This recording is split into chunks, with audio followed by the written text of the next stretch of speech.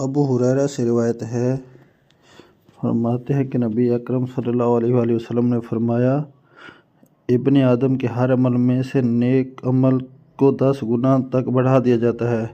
اللہ نے فرمایا سوائے روزے کے، کیونکہ وہ میرے لیے ہے اور میں ہی اسی کا بدلہ دوں گا، کیونکہ روزے رکھنے والا میری وجہ سے اپنی شہوت اور اپنے کھانے سے رکا رہتا ہے۔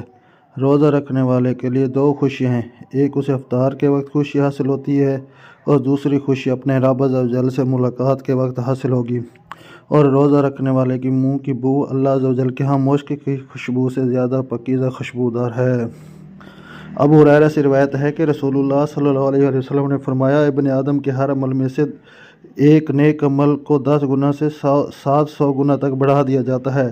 اللہ نے فرمایا سوائے روزے کے، کیونکہ وہ میرے لیے ہے اور میں اس کا بدلہ دوں گا، کیونکہ روزہ رکھنے والا میری وجہ سے اپنی شہوت اور اپنے کھانے سے روکا رہتا ہے۔ روزے رکھنے والے کے لیے 2 خوشیاں ہیں، ایک اسے افطار کے وقت خوشی حاصل ہوتی ہے، دوسری خوشی اپنے رب عز و جل سے ملاقات کے وقت حاصل ہوگی۔